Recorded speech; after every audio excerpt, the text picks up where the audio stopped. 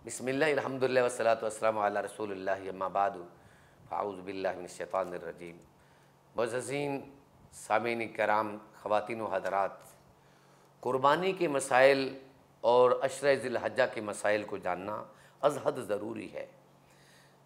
शायद आप जानते हों और अगर नहीं तो फिर आप सुन लेंगे कि जिन अयाम से हम गुज़र रहे हैं, अशरा ज़िलहज्जा यकम से 10 ज़िलहज तक अज़ीम दिन हैं, जिनके बारे में सैयदना अब्दुल्लाह इब्न अब्बास रज़ियल्लाहु तआला अन्हु इरशाद फरमाते, नबी करीम सल्लल्लाहु अलैहि वसल्लम ने इरशाद फरमाया,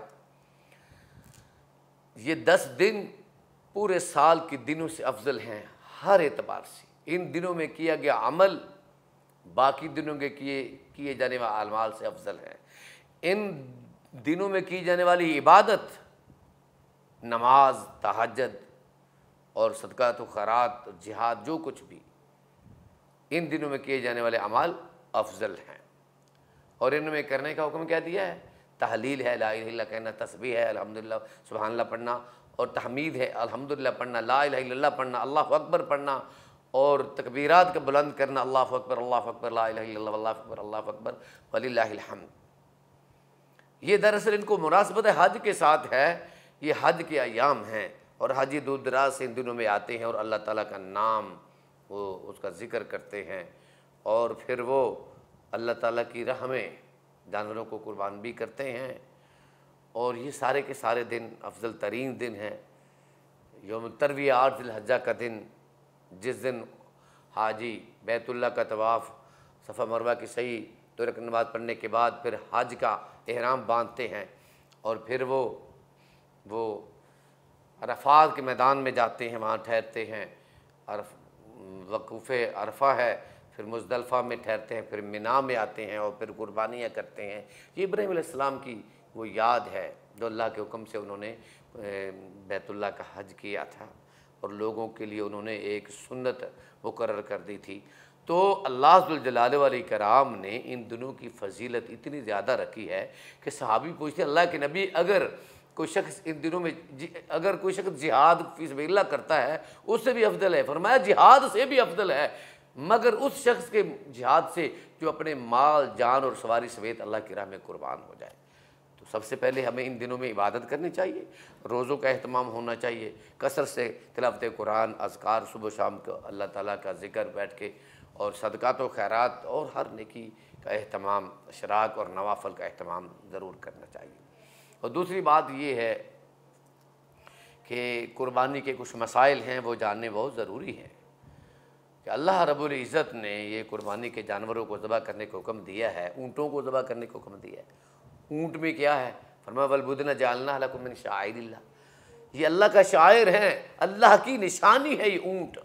कुरान कहता है अफला यंजुरून इलल इबिली कैफ खुलिकत व इलस समाई कैफ रुफ़िअत। अब ऊँटों को देखते नहीं हैं कैसे पैदा किए गए। ये इतना सब्र वाला जानवर है कि रेगिस्तान में 1, 2, 4, 5, 7 दिन तक मुसलसल खाए पिए बगैर चलता रहता है और सब्र करने वाला जानवर है।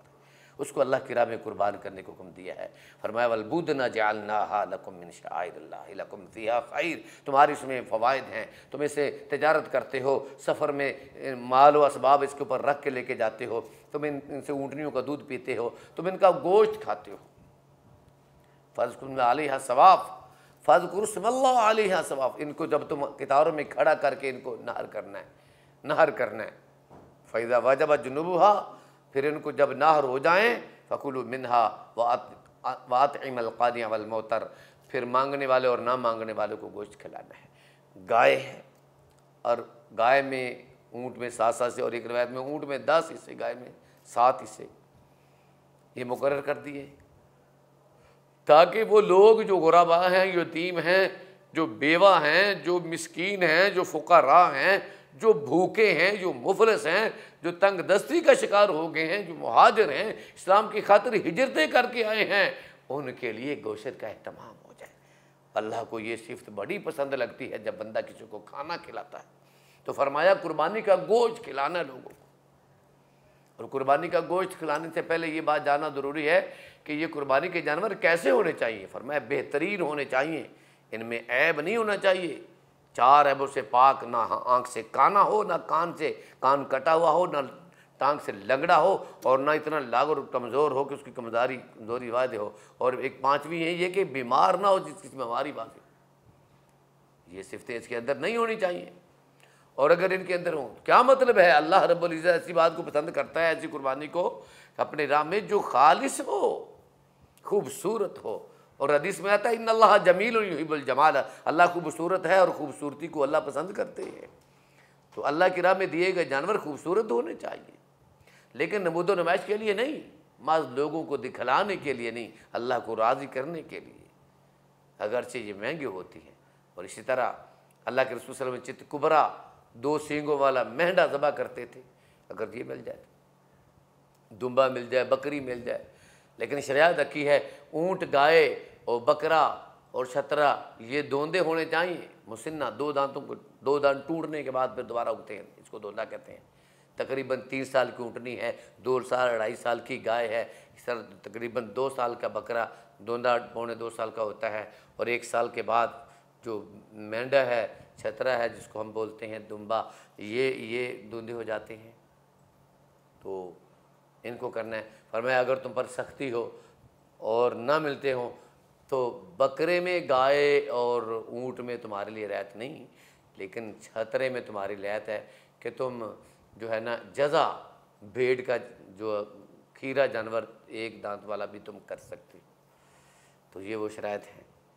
कुर्बानी के जानवर को रसूलुल्लाह सल्लल्लाहु अलैहि वसल्लम खुद ज़बह करने का हुक्म दिया, छुरी को तेज़ करने का हुक्म दिया, जानवरों के सामने छुरी तेज़ नहीं करनी है। और जिन घर में मर्द नहीं, औरतें भी ज़बह कर सकती हैं, हदीस में मौजूद है। आज उम्मत में ऐसी बातें हैं कि हदीस का सही मसला बयान करते तो लोगों को अजीब सा लग जाता है। हज़रत अब्दुल्लाह इब्न मसूद अपनी बेटियों को सिखाते थे, और कर सकता है।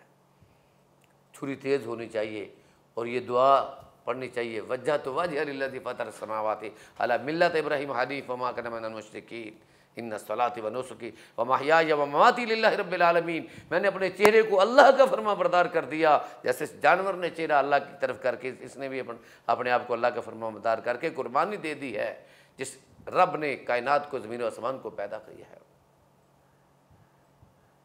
और मिल्लत इब्राहीमी के ऊपर हूँ, क्या माना है? मैं दीन इब्राहीम के ऊपर हूँ, मैं नमाजी भी बनूँगा, मैं कुर्बानियाँ भी दूँगा, मैं इखलास इख्तियार करूँगा, मैं अल्लाह के लिए हर कुर्बानी दूँगा, उसका कोई शरीक नहीं है। बिस्मिल्लाह अल्लाह अकबर रकमी, अल्लाह के नाम से, अल्लाह बहुत बड़ा है, उसको ज़बह करना है। और कुर्बानी के जानवरों की खालें जो है वो कसाब को, कसाई को बदले में नहीं देनी है, नहीं उनका गोश्त देना है, वो अलहदा से है, उनको उनकी कीमत मजदूरी देनी है। तो कुर्बानी के गोश्त को खिलाने के लिए किनको? कुलू मिन्हा व अतइमुल बाइसल फ़कीर, खुद भी खाओ और फ़कीरों को खिलाओ। आज हमारी उम्मत का हाल ये है कि उमरा से लेके आम तबके के लोग भी 80% तकरीबन 90% का यही हाल है मेरे एक अंदाजे के मुताबिक, कि लोग जो है ना, जो घटिया गोश्त होता है वो लोगों को खिलाते हैं। ये बात दुरुस्त नहीं है। कुरान कहता है वला तयम्मुमुल खबीस मिन्हु तुनफिकूना, जो अल्लाह की राह में खर्च करते हो वो खबीस माल नहीं होना चाहिए, रद्दी नहीं होना चाहिए, जो तुम पसंद नहीं करते वो नहीं होना चाहिए। लन तनालुल बिर्रा हत्ता तुनफिकू मिम्मा तुहिब्बून, तुम नेकी के अजर को नहीं पहुँच सकते जहाँ तक कि तुम उस चीज़ को खर्च ना करो जो तुम्हें महबूब है। हमारे ऊपर अल्लाह का हुक्म है, कुर्बानी यही है। हमारी कुर्बानी देखने, जानवर ज़बह किया और तीसरा हिस्सा तकसीम कर दिया या आधा कर दिया, बाकी रख लिया फ्रिज भर के, जायज़ है। लेकिन ये बात याद रखिए कि फ़लसफ़ा क्या है। आपकी गली में, आपके पड़ोस में, आपके रिश्तेदार, आपके अजीज़, आपके महल्ले में रहने वाले यतीम, बेवा, मसाकिन, गुरबा, 6 महीने 8 महीने जिनको गोश्त नसीब नहीं होता है, उनको कौन खिलाएगा? ये खिलाने के लिए अल्लाह ताला ने कुर्बानी का करने का हुक्म दिया है। कुलू मिन्हा वातिल बासल फ़कीर, उनको खिलाना है, मिक्स होना चाहिए गोश्त, सबको खिलाना चाहिए। हाँ जी, तो यही असल में जज्बा है। अपने लिए तो हर कोई करता है, दूसरों के लिए करना कुर्बानी है, इसका नाम इसार है। खुद भूख लगी हुई हो, खाना दूसरों को पेश कर दें, खुद कपड़ों की ज़रूरत हो दूसरों को पहना दें। आज उम्मत मुसलमा के ऐसे इलाकों में जैसे फ़लस्तीन है, जैसे शाम है, जैसे कश्मीर है, जैसे बर्मा है, ऐसे मुसलमान, उनकी कुर्बानियाँ उनके लिए कौन करेगा? उनके लिए भी करना है। सोचें ज़रा, 2 साल हो गए, 2 साल से ज़्यादा अरसा जिनको वो कैद की सोबतें बर्दाश्त करते हुए इन लोगों के लिए कुछ माल की कुर्बानी उनको याद रखते हुए। अब इतनी बात ही सोच लें कि अगर वो लोग हैं सबको अल्लाह की राह में वो ईद नहीं मना सकते हैं, कुर्बानी नहीं कर सकते, हम खुशियाँ मना रहे हैं। तो खैर ये पहलू जो है असल में कि कुर्बानी करने के बाद गोश्त को दूसरों को भी खिलाना है, ख़ुद भी खाना है, और आपको तीसरा हिस्सा तकरीबन रख भी सकते हैं, ये नहीं रख नहीं सकते, लेकिन तरजीह देनी है, तरजीह देनी है, दूसरों को तरजीह देनी है। कुर्बानी का गोश्त जो है हमसायों में से अगर कोई गैर मुस्लिम है, ईसाई है, कोई यहूदी हिंदू है, कोई सिख रहता है तो उसको खिलाया जा सकता है। जैसे कि हिंदुस्तान के लोग हैं तो उनके पड़ोस में रहने वाले लोग हैं तो कोई हर्ज नहीं है, उनको भी खिलाने का हुक्म है, दूसरों को भी खिलाया जा सकता है। और नबी करीम सल्लल्लाहु अलैहि वसल्लम ने इसको रखने का भी हुक्म दिया है।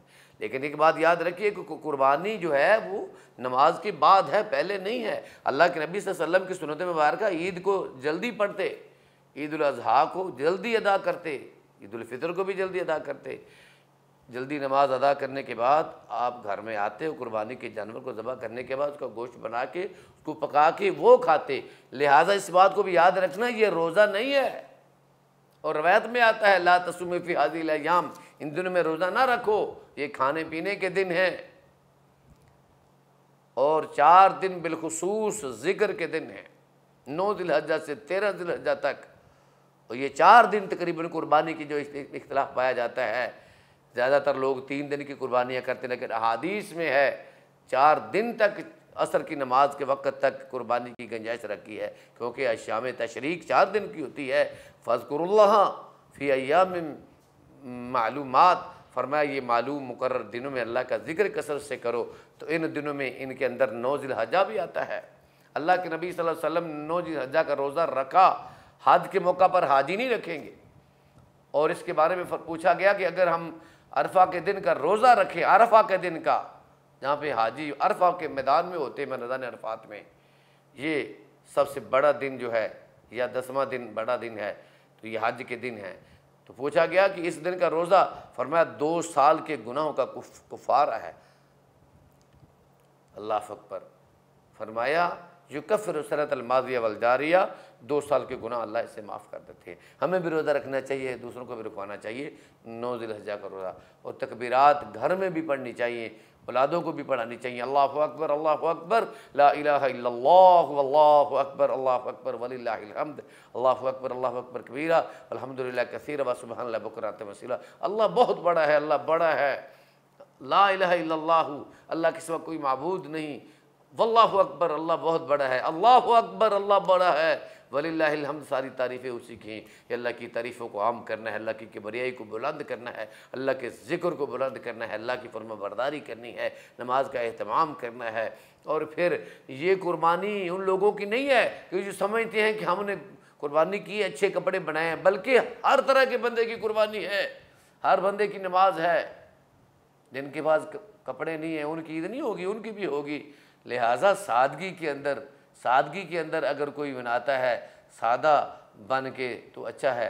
तो अगर ख़रीदो फ़रोख्त के अंदर की सारी ईद के औकात गुजर जाते हैं और नमाज के लिए फ़ुर्सत नहीं, तो ऐसी कुर्बानी का अल्लाह को फ़ायदा नहीं है। अल्लाह ताला तुम्हारी ज़ाहिरी सूरतों को नहीं देखता।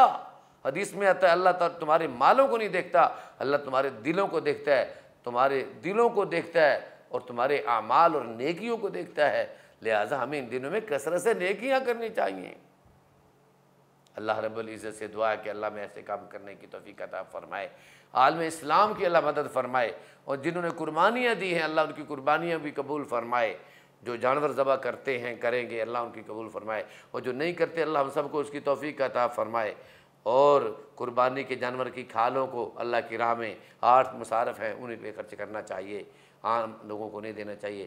जी मुजाहिदीन के लिए, मुहाजिरीन के लिए, बेवा यतीमों मस्कीनों फ़ुकरा के लिए, और जो अल्लाह की राह में ज़कात वसूल करते हैं उनके लिए, और इस तरह दीन की तालिब इल्मों के ऊपर और दीन की दावत में दिल करीब करने के लिए इन लोगों के ऊपर अपनी कुर्बानी की खालों को खर्च करना है। अल्लाह अमल की तौफीक अता फरमाए। अस्सलामु अलैकुम व रहमतुल्लाहि व बरकातुहू।